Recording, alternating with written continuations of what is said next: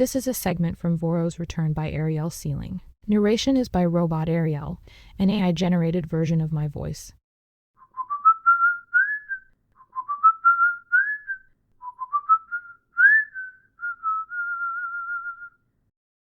Ascari lounged in the midday sun. It was the warmest day they'd had in months, and most of the snow had melted away. Fat drops of water plopped from the bare branches of the trees to the ground, making the hill around the vault a muddy mess. She sat on an upturned bucket, watching as Isabella and Adon ran around and hurled mild insults, splashing in puddles and chucking sticks at each other. It had been about an hour since her last patrol. She stood slowly, stretched, and made sure her machete was still attached securely to her belt. She didn't feel like moving.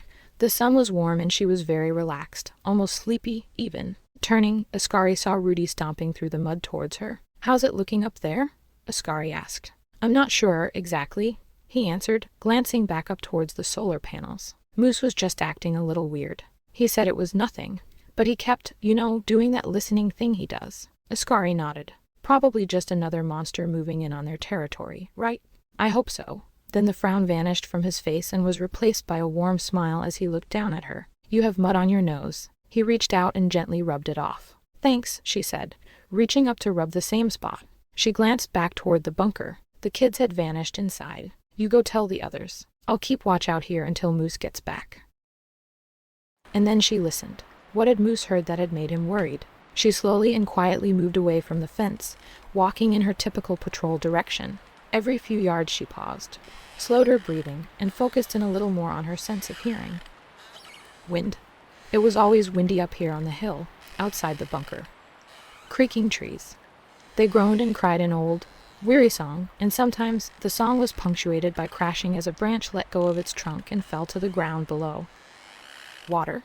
Fat, wet drops dripping from the trees, from the fence, from the sleepy brown bushes that grew up all around the hill. She breathed deeply, slowing her heart rate, relaxing her tense muscles. And then she frowned, and listened harder. She heard the wind, the water, the woods, but where were the birds hopping through the dry leaves? Where were the chipmunks and squirrels chattering as they sought out their hidden stashes of nuts? Where were the rabbits, peeking their noses out of their dens on this warm spring day? Or the deer, running past to go drink at the stream? Or the bees, flying for the first time in months? It wasn't what Moose had heard that had worried him. It was what he hadn't heard. Ascari scanned the flat hilltop, a frown deepening on her face. There weren't many things that scared off all the animals in the forest. A big monster might do it, but all had stayed away since Arrow had started camping out here. So whatever this monster was, it wasn't afraid of Arrow or Moose. She turned back and began to stride slowly toward the bunker, keeping a sharp eye out for anything unusual. As she neared the gate, she heard a new sound, a squelching. Boots in mud. Moose must be returning. She turned, and froze. A face had appeared at the edge of the hill, smiling, grinning.